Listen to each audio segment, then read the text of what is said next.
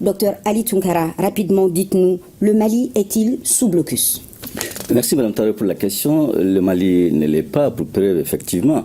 Toutes les voies, qu'elles soient aériennes ou terrestres, restent non seulement accessibles, mais dans le même temps ouvertes sans incident à ces jours. Pour dire que le Mali est sous blocus, ce narratif, il est à comprendre, même si on n'a pas à le légitimer. Pour rappel, les médias qui sont à l'origine d'une telle expression ou d'une telle hypothèse sont des médias, malheureusement, qui chercheraient, non seulement à travers la désinformation et la propagande, de dépeindre le Mali, le faire passer comme un pays qui serait dans une situation de déliquescence. Donc de ce fait, n'oublions pas quand même que ces médias et ces commentateurs appartiennent à des chaînes où sont citoyens des pays qui ont par moment eu des difficultés avec l'État du Mali. De ce fait, le souhait le plus ardent de ces commentateurs ou de ces médias, c'est de voir le Mali aux abois. Donc, dire que le Mali est sous blocus, naturellement, c'est une... Non. Voilà, on va approfondir ça tout à l'heure. Et pour dire que notre pays n'est sous aucun blocus, ces témoignages dans ce qui va suivre de la communauté étrangère présente au Mali démontrent à souhait, malgré la crise du carburant et les rumeurs de tension, que notre pays vit et vibre au rythme de ses différentes activités. Tous les jours, cette communauté étrangère démontre qu'elle est en sécurité, un tableau qui contredit les images de crise diffusées ailleurs. Un Mali vécu de l'intérieur où les étrangers se sentent chez eux et où chaque culture contribue à faire vibrer la capitale. Bamako entre saveurs, rire et commerce soutenu par les étrangers. C'est dans ce reportage de Moussa Papaïdara et Alkaou Traoré. Ici, au Musée national de Bamako, ce sont les couleurs du Cameroun qui ont pris le dessus ce week-end. Des viandes épicées mijotent tout doucement sur le feu et à côté, d'autres spécialités. Ces jeunes étudiants camerounais démontrent que la destination Mali est sûre à travers cette foire culturelle. Il fait très bon vivre au Mali, nous sentons chez nous. Moi-même, je suis déjà malien. Ici, aujourd'hui, nous sommes là, nous avons pu organiser cette foire culturelle qui est à sa 34e édition. Donc, ceci est une preuve que, voilà, malgré cette crise, la situation sécuritaire du pays reste la même. Et nous avons confiance aux autorités compétentes, nous avons confiance à l'administration. Et c'est pourquoi nous souhaitons beaucoup de courage et vraiment, nous sommes de tout cœur avec ce pays, le Mali. Lorsqu'on remonte l'allée improvisée de la foire, un constat revient sans cesse. Les communautés étrangères vivant au Mali se disent sereines. Toutes affirment que la vie continue tranquillement. Seule fausse note du moment, des difficultés liées à l'approvisionnement du pays en hydrocarbures. Une inquiétude qui bat en brèche les allégations de certains médias faisant croire que Bamako est sous blocus. Ça arrive tout dans un pays, toujours il y a des crises. Je suis loin de ces crises-là, donc ça va aller, je pense. Et ici, vous avez le mets de pistache. Comme vous voyez, ça se fait avec des graines de courge. Mais nous remarquons également que la plupart de la communauté malienne préfère le ndolé. Le Mali, c'est comme une maison. Il y a des moments, c'est une maison, c'est une famille, il y a des moments où ça ne va pas. Mais ce n'est pas parce que ça ne va pas qu'on ne doit pas sourire. On doit aller de l'avant. C'est la raison pour laquelle, peu importe les soucis que nous avons actuellement et que nous savons que nous allons les surmonter par la grâce de Dieu. Au cœur de la CI 2000, franchir le seuil de ce restaurant, c'est se plonger dans un autre tableau de Bamako. Un carrefour vivant où se mêlent les voix, les accents et les énergies d'une mosaïque de nationalités. Ça fait au maximum 5 ans. Je suis là, oui. Mais tout va à Bamako. On est là, je n'ai ni parents ici, mais ça va. Les Maliens sont bien, ils sont accueillants, ils sont gentils. Les gens qui ont dit que ça ne va pas, c'est du mensonge, ça va au Mali, tout va bien. Comme vous voyez déjà, on est dans un restaurant, tout se passe bien au Mali. Et puis, tout le monde vit des hauts et des bas. Aujourd'hui, ça va, on se bat et puis les Maliens sont là. On vit bien, la population est déjà soudée derrière nos armées. Et moi, je ne vois pas là où il y a le problème. Ici, les chiffres d'affaires n'ont pas pris un coup, puisque le poulet Soumbala continue d'être commandé à volonté. Ça, c'est une commande qui doit partir tout à l'heure. C'est commandé par des Béninois et des Togolais. Bon, il y a quelques Burkinabés aussi qui vont manger ça. C'est quoi? C'est du poulet au Soumbala. Ah, les gens préfèrent le poulet au Soumbala, ils préfèrent langue de bœuf, ils préfèrent riz au Soumbala, ils préfèrent le foutou, poulet à l'ail. En tout cas, les gens préfèrent manger beaucoup au Soumbala ici. Chaque jour, je gagne des visites, des étrangers qui viennent manger en même temps, pour profiter pour assister les avis. Nous sommes là, on tourne, on fait le tour des quartiers, on fait le tour des régions, nous gagnons notre pain quotidien. En tant que Burkinabé vivre ici, ça va. Vous-même voyez les affaires, et chaque jour, je vends au moins 5, 6, 7, 8, 10 chemises. Bon, les complets aussi peuvent avoir 2, 3, 4. Il y a des maillots burkinabés qui sont en train de filer comme la canne qui vient d'arriver. et ça va, alhamdulillah. Au Mali, ici, au moment, il n'y a pas aucun problème. Entre restaurants animés, petites entreprises tenues par des Africains et étudiants venus de toute la sous-région, la capitale malienne respire un mélange de confiance et de solidarité. Derrière sa machine à coudre, Gérard, tailleur togolais, renvoie l'image d'un Mali stable au quotidien. J'ai un panneau chez moi ici que je travaille avec ça et j'ai un groupe aussi électrogène. Ici, le jour que le panneau ne travaille pas, je mets l'essence dans le groupe et je travaille avec ça. Les clients viennent, on travaille nuit au jour, ils viennent toujours comme d'habitude.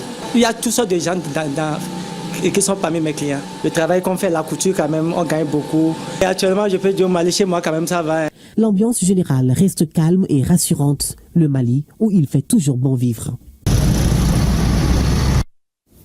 Oui, Moussa Papa Aïdara, c'est bon de les entendre dire que tout va bien chez nous. Bamako Culture, Bamako Culinaire, vous venez de le voir, docteur Ali Tunkara. Mais dites-nous, pourquoi donc cette cabale médiatique orchestrée par certains médias occidentaux contre notre pays, le Mali, docteur?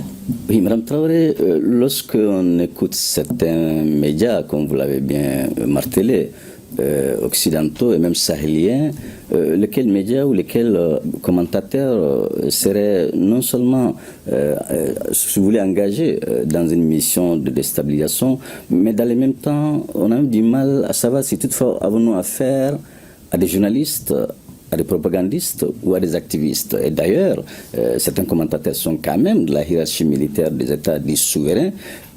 Tout cela, on ne peut le comprendre que lorsque nous allons le mettre en parallèle avec ce qui s'est passé entre l'État du Mali et les États concernés par cette cabale médiatique. Pour rappel, le départ des troupes occidentales du Mali en 2022, celui de la mission onusienne en 2023, sont des éléments qui ne sont pas sans conséquence.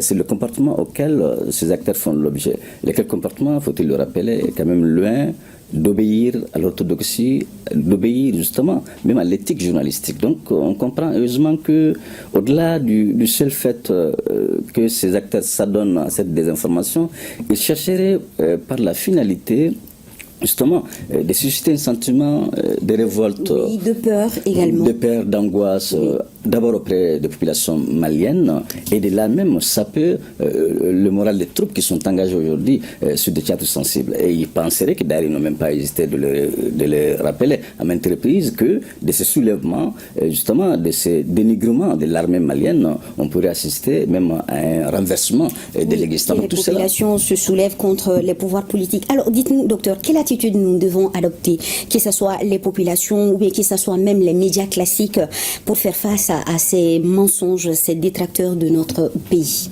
Le comportement d'abord à incarner en tant que citoyen, c'est-à-dire que derrière ces médias, il y a des hommes et des femmes qui ont une mission de déstabilisation. Ça, c'est extrêmement important, de comprendre qu'au-delà de la portée de ces médias, qu'ils sont clairement engagés dans une mission qui consisterait à dénigrer le pays, dans une mission qui consisterait à confondre l'antécédent qu'ils ont avec l'État du Mali et les réalités sécuritaires auxquelles nous faisons l'objet. Donc il est de notre responsabilité en tant que citoyens de comprendre justement ces jeux. Une fois que ces jeux est compris, il est aussi important de ne pas servir des relais de propos tenus par ces acteurs ou des relais des informations fausses véhiculées par ces médias. Et tout cela doit se faire dans un esprit, si vous voulez, de courtoisie, dans un esprit de solidarité.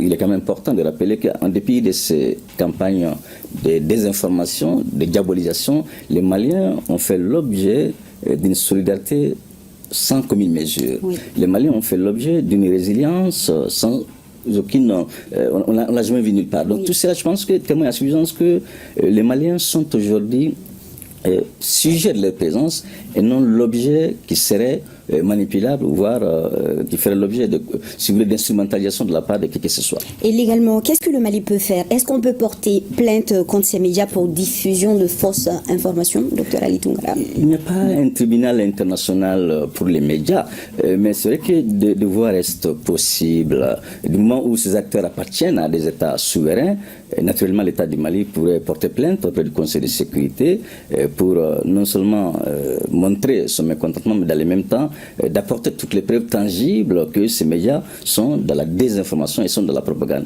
Et également, on peut aussi saisir des instances régionales ou voire sous-régionales comme l'Union africaine pour dire que le Mali étant membre à part entière de cette instance, elle a aussi la responsabilité de porter la voix du Mali. Bon, l'autre hypothèse qui reste aussi plausible, c'est de porter plainte auprès des tribunaux nationaux de ces pays, mais lorsqu'on sait pertinemment aussi que lesquels tribunaux majoritairement seraient aussi en phase avec cette cabale dont ces acteurs ou ces médias s'adonneraient vis-à-vis de l'État du Mali. Donc, et enfin, on peut aussi, la moindre des choses, de rappeler, ou enfin, en tout cas, d'interpeller les différentes chancelleries de ces États concernés qui sont sur le sol malien, à travers les ministères des Affaires étrangères, pour protester et même pour demander des explications à ces différentes chancelleries présentes sur le sol malien. Vous avez fait cas tout de suite de l'Union africaine. On sait que le Mali, c'est l'AES, ces trois pays debout ensemble. Alors, au-delà du Mali, que peut faire donc la Confédération pour rassurer les citoyens face à toutes ces agressions extérieures? C'est de continuer de s'inscrire dans un rapport de déconstruction de ces récits imaginés, orientés, construits par ces médias occidentaux. C'est de continuer également d'informer les populations de ces trois États de l'urgence justement de se prémunir de ces désinformations, de l'urgence à comment se prémunir également de toutes ces campagnes justement de dénigrement auxquelles les différentes armées font l'objet. Si vous regardez à travers ces médias et radios, vous allez vous rendre compte que derrière toutes les victoires remportées par les armées des trois pays réunis sont des victoires qui sont étiquetées par ces médias, par ces commentateurs comme des exactions. Donc d'ailleurs, ils confondent même les trois États comme des ennemis de groupes radicaux violents. Donc c'est là qu'il est de la responsabilité effectivement des trois États réunis de continuer à sensibiliser dans les langues nationales et de continuer surtout à jouir de plateaux de ce type pour que ce narratif justement qui est un narratif apocalyptique puisse être déconstruit par un narratif qui serait en phase avec le réel et non avec ce que l'on veut que ces trois pays soient. Alors, une dernière question rapidement. Comment démêler le vrai du faux? Les populations doivent suivre les médias publics, les médias du gouvernement pour savoir que la réalité passe par là-bas, n'est-ce pas? C'est une évidence, les médias d'État sont l'émanation justement de ces mêmes populations. Et il est la responsabilité effectivement de ces médias d'État de continuer à les informer, mais aussi la responsabilité de ces populations de se dire, attention, sommes-nous dans un contexte de crise sécuritaire? Sommes-nous en face des acteurs qui ne prient que de voir nos États dans des situations tout à fait chaotiques? De ce fait, et ces populations également, elles doivent non seulement accepter une certaine somme de sacrifices et de privations. La lutte contre le terrorisme s'appelle longtemps. La lutte contre le terrorisme nécessite de moins coûteux.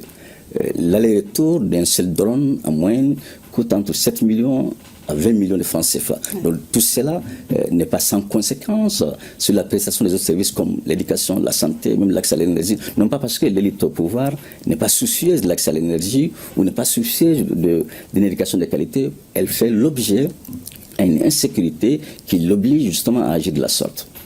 Merci beaucoup, Dr Ali.